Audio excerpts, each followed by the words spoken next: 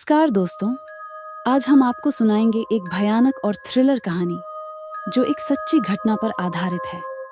यह कहानी एक छोटे से गांव की है जहां एक घना जंगल है जो अंधेरे रहस्यों से भरा है। इस जंगल में एक महिला की हत्या हुई थी और उसकी आत्मा आज भी वहां भटकती है। जब चार दोस्त इस जंगल में रात बिताने का निर्णय लेते हैं तो उन्हें अनजाने में उस आत्मा का सामना करना पड़ता है। क्या वे अपनी जान बचा पाएंगे या क्या उन्हें अपनी भयानक किस्मत का सामना करना पड़ेगा? चलिए बिना किसी देर के कहानी की शुरुआत करते हैं। यह कहानी एक छोटे से गांव की है जो एक घने जंगल के किनारे बसा था।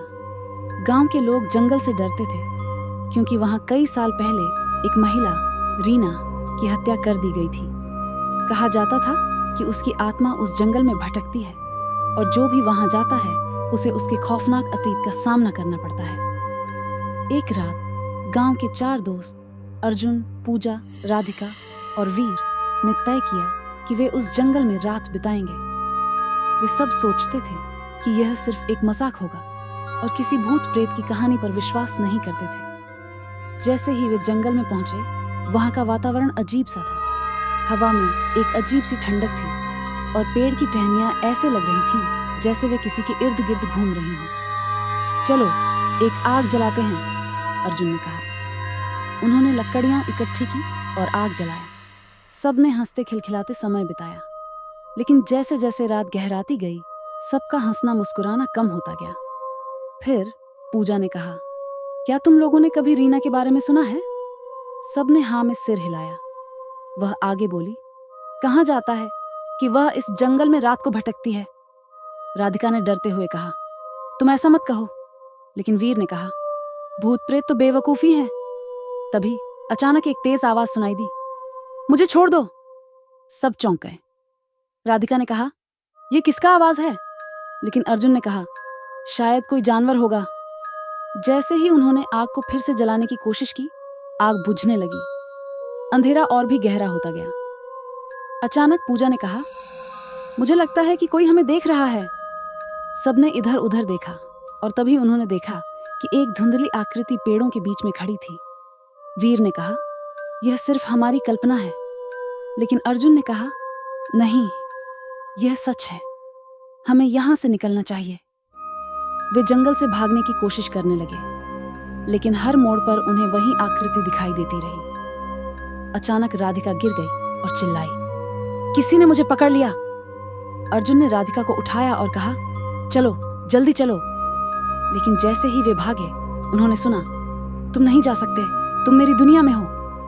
फिर एक तेज आवाज आई और सबके सामने रीना की आत्मा प्रकट हुई।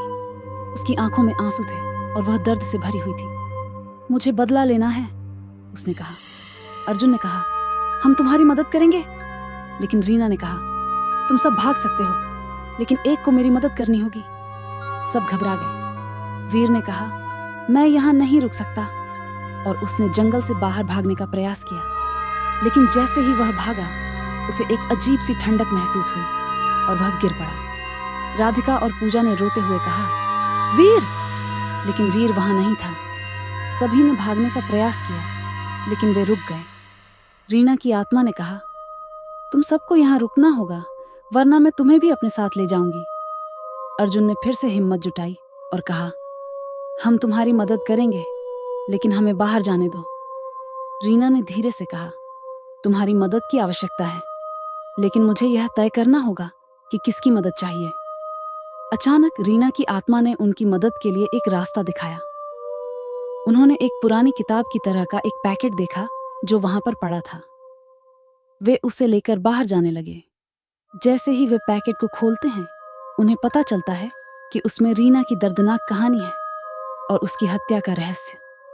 उन्होंने उस किताब को पढ़ा और अपनी सारी ताकत लगाकर रीना की आत्मा को शांति देने की कोशिश की।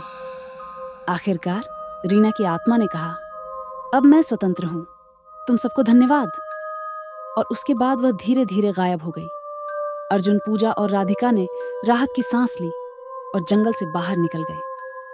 उन्होंने यह तय किया कि वे कभी भी उस जंगल में वापस नहीं आएंगे।